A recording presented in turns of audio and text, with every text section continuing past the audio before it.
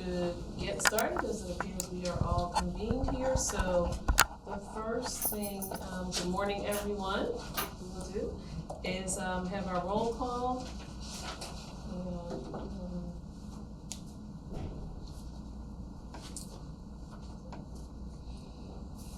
So I'll start. Commissioner Schwartz is not here.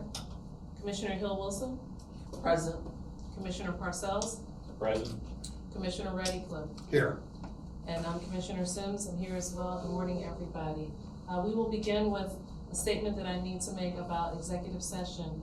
Pursuant to the requirements of the Sunshine Act, the holding of an executive session must be announced at the public meeting immediately prior to said executive session or at the next meeting thereafter. An executive meeting will be held today, December 14th, 2022, immediately following this session to review matters that are by statute confidential, including the review of a completed investigation for the purpose of issuing a final adjudication, the review and consideration of an application for 90-day extension of an investigation filed by the investigative division, and certain administrative matters. Well, that concludes my opening statement. We will begin with a review of the minutes from the meeting, the public meeting that was held on September 14th, 2022. Is there a motion with regard to those minutes? So moved. Second. And is there any discussion? Okay, all in favor of the motion? Aye. Opposed? Abstentions? Question, Commissioner Reddy-Cliff, do you want to abstain just since you were not here from? I think that's probably. Be appropriate? Right. Okay, so can we note that? Sure. Okay, thank you.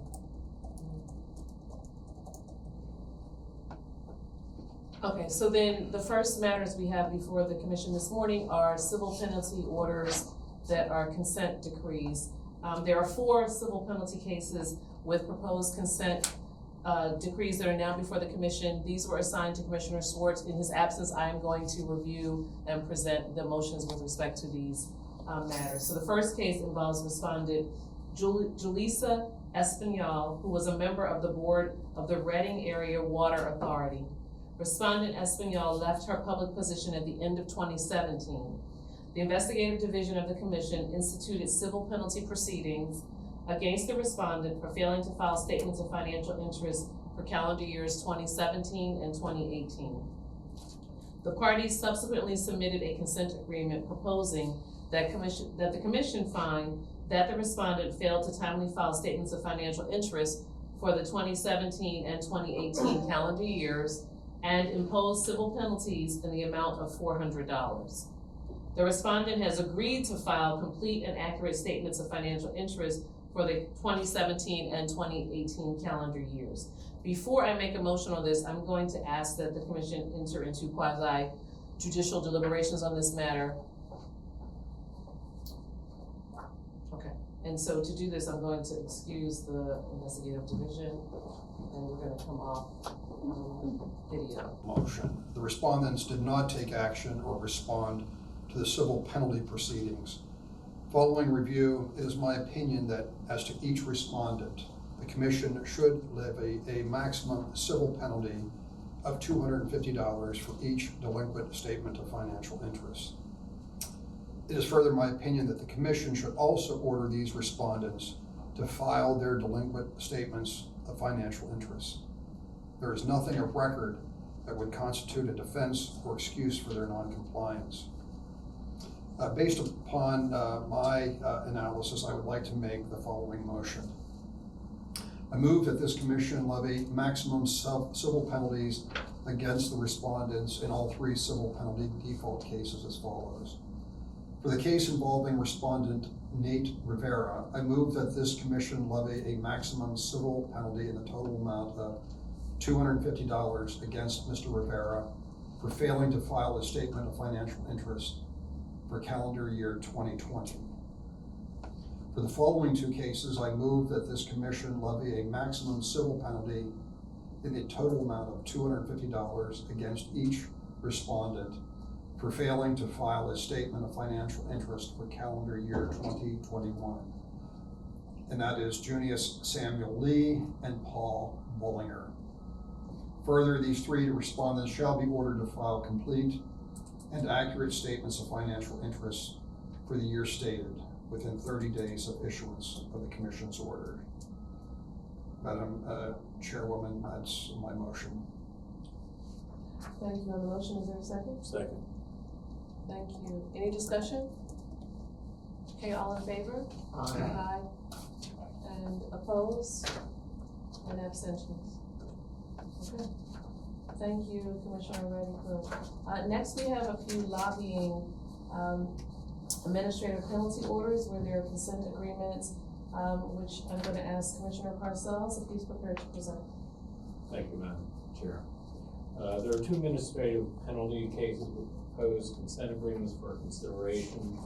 The first case involves Respondent District 1199C, which failed to timely file its quarterly expense report for the fourth quarter of 2021 as in its capacity as principal. As part of the consent agreement, Respondent District 1199C has agreed to a permanent ban from lobbying and or registering as a principal in the Commonwealth of Pennsylvania due to its delinquent expense report for the fourth quarter of 2021. Parties are in agreement. The respondent's transgression of the lobbying disclosure law was negligent, and Respondent District 1199C has now submitted its delinquent expense report to the Departments of State. Madam Chair, I propose that this would be an appropriate time for the commissioners to have an opportunity to pose any questions they may have with regard to the terms of this consent agreement. And I suggest the commission conduct quasi-judicial deliberations in this matter at this time. Okay, that'll be fine. We're gonna ask everyone to excuse themselves again.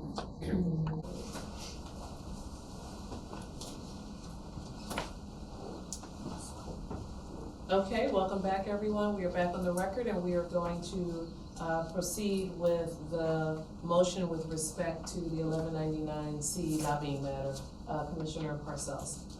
Based on my review of the facts, I'm of the opinion that this consent agreement should be rejected by the commission. It is my view that Respondent District 1199C's agreement to be permanently banned from lobbying and or registering as a principal in the Commonwealth is inconsistent with the penalties that this commission may impose for violations of the lobbying disclosure law. I'd like to make the following motion.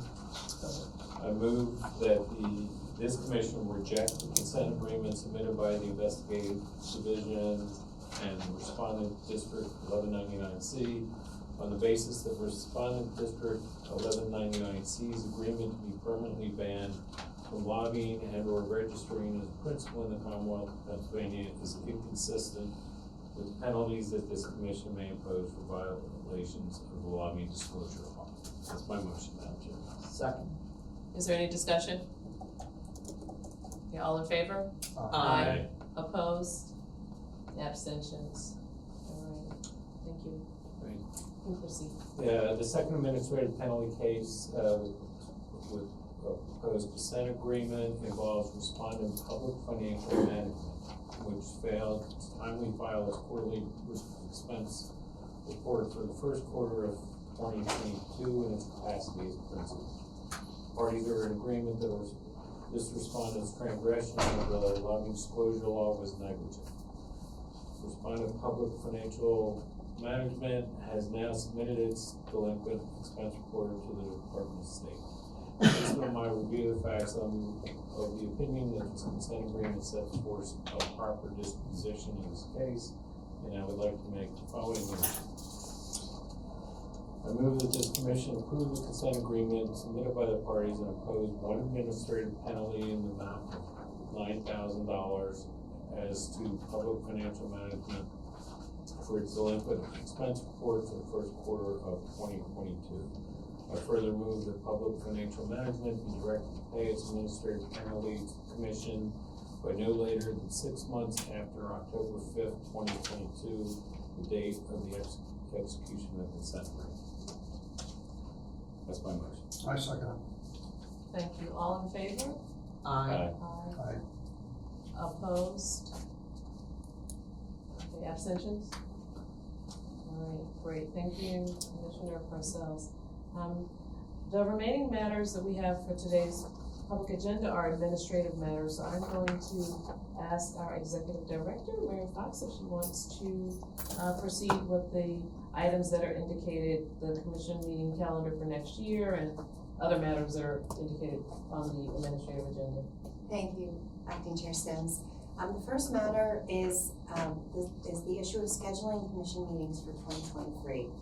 At the Commission's June 28th, 2022 meeting, the Commission determined that it would pre-schedule 4 in-person meetings for the following calendar year at the last in-person meeting of the prior calendar year, which is today, the meeting today. The Commission also determined that the schedule would be tentative to provide necessary flexibility. As you know, Section 110719 of the Ethics Act requires the Commission to hold at least 2 public hearings each year, of which at least one shall be held in Harrisburg and at least one shall be held in a location other than Harrisburg. I have listed in some materials the location of the meeting, the out-of-town meetings over the last 10 years for the Commission's consideration in terms of out-of-town location. And I've also provided dates that the Commission staff has identified that would work well for the regular meetings, the Commission's regular meetings in 2023. And so I'd like to ask the Commission if they've identified any dates that might work or maybe might not work for meeting number 1, 2, 3, and 4 for the next calendar year, and also any recommendations or suggestions on location.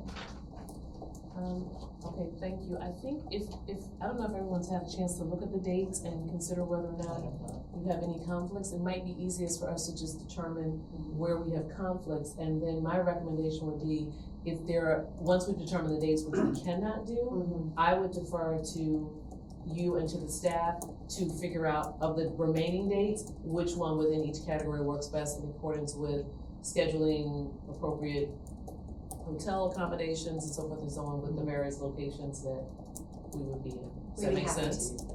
Yes. Okay, so I'll start. So for the first meeting proposed dates, I cannot do January 25th and 26th. For meeting number 3, I cannot do June 21st or 22nd.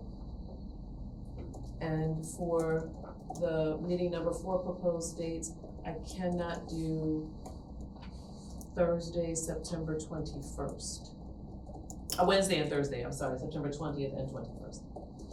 So the other dates are open for me at the moment. Commissioner Parcell. I would only say for meeting 2, it's like Easter week, tax day. I don't know if I'm gonna be late on my taxes, so you might wanna wait till the 19th on that, would be my suggestion. But otherwise, I'm available on other days. Commissioner Hill Wilson. I would say that, I need to check my calendar for meeting number 1. I may be on trial then, and in Philadelphia County, we're called, on 24 hours notice. So, I can just say that the other dates in 2023, I have no, scheduled events, appointments, court dates, but, I'm not sure about the 17th, 18th, and, so that's really, it appears the only conflict that I have. The 17th and the 18th, I'm not sure, I have to get back to you on that. Okay, that's fine. All right, Commissioner Reddick. As the newest commissioner, I appreciate the fact that you're giving us these dates. Every single one of them works for me, but the sooner we find out, the better, because I have lots of plans for 2020. Going to the top. Does anyone have preferences on location? I will note that in looking at the dates that we've had out-of-town meetings over the last 10 years, we have not had any meetings in the Scranton-Wilkes-Barre area, Allentown, Bethlehem, Easton area, or Erie area for quite a while. Yes. I would recommend the ABE, the Allentown, Bethlehem, Easton area. And there's a wonderful area of downtown Easton that I would really recommend. It's on the border, looking over the river near Lehigh. New Jersey. Well, I'm trying to get to New York City. It's not. New York, Pennsylvania. Okay. But it's near Lehigh University, Okay. and they have wonderful activities in the summer. All right. So Sounds good. Does anyone else have any other? Any of those work for me. Yeah. Okay, Okay, we'll take a look at that and we will let you know, we'll get them scheduled as soon as we can. great, thanks. Thank you. All right, the next item on the agenda for administrative matters are letters from Carmina Taylor. Ms. Taylor virtually attended the commission's June 28th, 2022 meeting and addressed the commission regarding her concerns about the accessibility of the work that the commission does to the public. She also provided some complimentary comments to the work that the commission does. On October 17th, 2022, she called me just to provide additional feedback and inquire about when our next scheduled meeting was. I have let her know that the meeting would be today. I didn't hear back from her or get any indication that she would plan to attend today. But during my call with her, she did ask me to share some materials with the commission, which I have in these materials. And one is a thank you for her attending a White House United We Stand Summit. It was sent to her by the White House, so she asked me to share that with you. And then the other item is an article that was published in the Uniontown newspaper that she had asked to share with you. I do recall receiving both of those materials. Does anyone have any questions or comments with regard to them? Okay, thanks. Thank you. All right, the next item on the agenda involves consideration of administrative leave for voting. On November 2nd, 2022, the Pennsylvania Office of Administration notified the Commission's Executive Director, me, and our Director of Administration of the new leave entitlement that was available for all employees under the governor's jurisdiction. It was 2 hours over the course of an entire calendar year to vote. I didn't feel comfortable granting that to our staff until I had the chance to bring it to this commission for consideration. And so I'm bringing it to you now to see if it's something you'd like to offer to our employees as well. I will note that we do provide some flexibility to our employees as necessary and on occasional ad hoc basis, as well as we all have vacation leave and comp time in some instances, depending on our positions. So we do have flexibility in that respect too, but I have no objection to providing this leave entitlement to our employees either.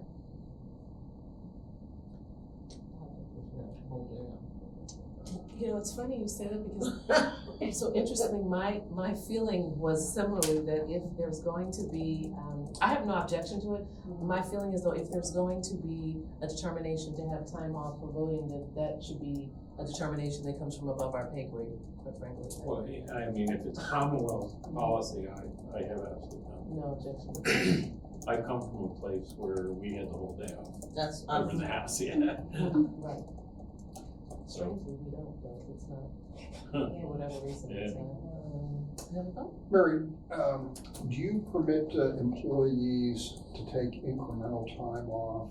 So let's say I have a doctor's appointment and I was using an hour, but now I need an hour and a half or an hour and 15 minutes. Do you allow for time off Absolutely. in increments like that? Yes, yes. Okay. And I will say that our staff, they're very cognizant of the time, of their use of time. They're prompt. They're always here the full time that they're supposed to be working, or they account for their absence. So I don't have any concerns about time abuse with regard to our staff at all. I'm perfectly fine with that as well. I am as well. I think it should be done. Okay. Yeah. All right. I'm not sure if this is something that requires a vote, but I am hearing from you that this is okay. Okay, so it sounds as if there is a request for consideration of administrative leave for voting purposes for the staff of the commission for up to 2 hours in each calendar year? Yes. Okay. And so that is the request that is before us in a form of a motion that I've just made. Is there a second? Second. All right. Any further discussion? Okay, hearing none, all in favor? Aye. Opposed? None, and abstentions, there were none as well. Thanks. All right. Okay, the next matter, I believe, is a recognition of our former commissioners. Thank you. As you know, we have recently had the resignation and replacement of 3 commissioners, all of whom have long served on this commission and made incredible contributions to the work that this commission does. And so what we would like to do is to publicly recognize all 3 of those commissioners I did want to also mention that we have had the Capitol Police fly a Pennsylvania flag above the Capitol in honor of each of these commissioners. We've had them framed into a flag case and we've presented them to the commissioners. And unfortunately, none of them are able to attend today, but I would like to read into the record their accomplishments and their contributions to this commission, and then open the floor if anyone else would like to make a comment. So first, I'd like to recognize Mark Corrigan. Mark Corrigan Esquire was appointed as a member of the commission on July 2nd, 2012 by Senator Joseph Scarnati, President pro tempore of the Senate. The commission elected him vice chairman on March 6, 2015, and he served as the commission's acting chair until his resignation October 14, 2022. Mr. Corrigan graduated from the University of Montpellier, France in 1972, Shippensburg State College, 1973, Pennsylvania State University, 1975, and Dickinson School of Law, 1979. Mr. Corrigan is a member of the Bar of the Supreme Court of Pennsylvania.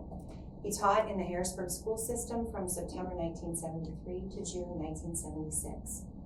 Mr. Corrigan served as a law clerk with the Pennsylvania Department of Education from June 1977 to October 1979.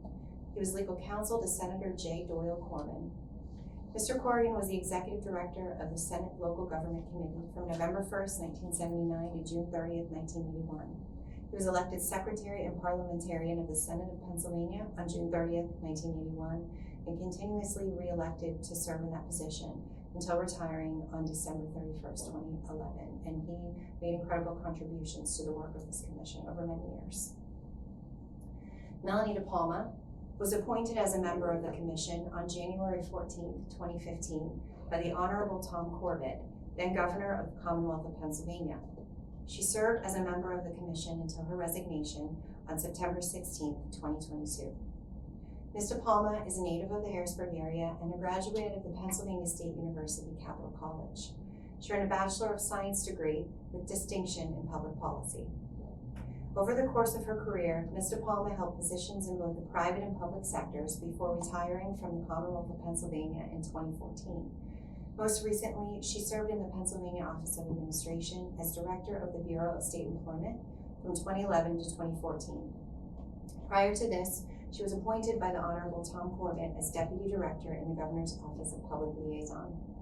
Ms. DePalma was employed as a legislative liaison in the Pennsylvania Office of the Attorney General from 1997 to 2011, serving Attorneys General Fisher, Papert, and Corbett, respectively. Ms. DePalma was employed by the Government Affairs Division of the Westinghouse Electric Corporation from 1986 to 1999, serving as a legislative analyst and registered lobbyist for the corporation from 1992 to 1996. Prior to spending several years at home raising her children, Ms. DePalma was also employed by the Pennsylvania House of Representatives from 1974 to 1979, and Ms. DePalma certainly made quite an impact on this commission. Roger Nick was appointed as a member of the commission on January 2nd, 2013 by then Speaker of the House, Samuel H. Smith. He served as a member of the commission until September 16, 2022.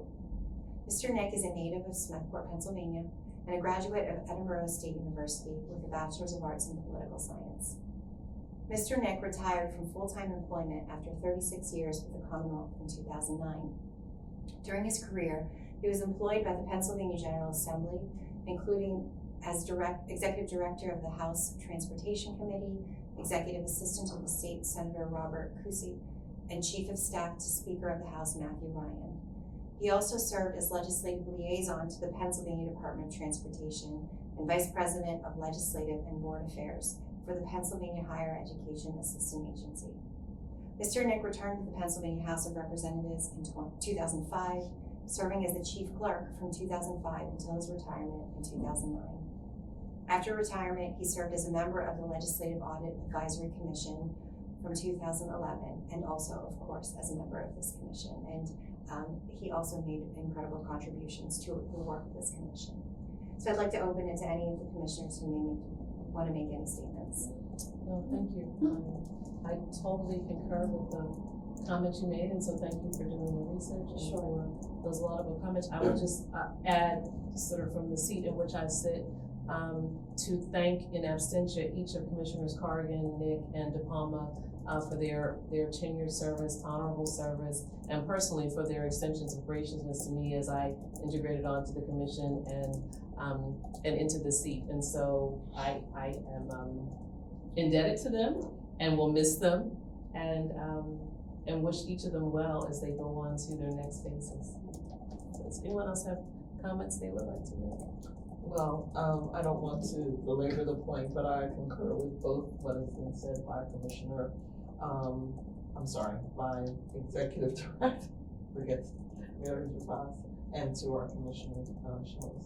So listen, I was the newbie and they treated me warmly and graciously. I learned a lot from them, and I'm thankful for their service to our Commonwealth as well as their service to our country. So in that, I just want to concur with what has been said as well. I would just add, I know all three of them. I know Roger very well. Roger and I worked in the General Assembly for many years together. And in some ways, I'm kind of following him. He was the chief clerk at one time in the House, and then I later became the chief clerk. And I'm sitting now in the appointment of the Speaker of the House, and he had the Speaker's appointment. And Roger and I get together for lunch a couple times a year, but we've never talked about the State Ethics Commission business. So I never expected that one day I would be sitting here, following in his footsteps. But he's a wonderful guy and an outstanding citizen of Pennsylvania, as all three of them are. And I just want to say how honored I am to be following Roger and how much I appreciate everything that all three of them have done for the Commonwealth over the last 40 years. I too spent many years working with Roger, and I will miss him on the commission. Great time in the House of Representatives. Chairman Corrigan was very helpful, as was Melanie, and we will miss them all. Thank you for your service. Thank you. Okay.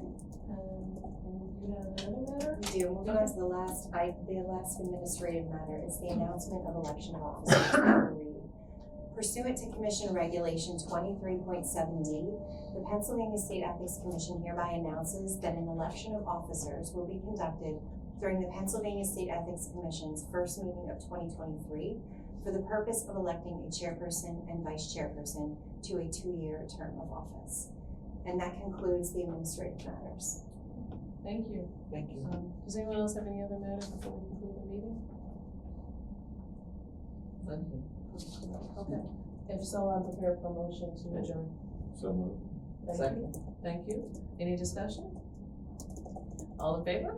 Aye. I think I heard everybody aye, so we're adjourned.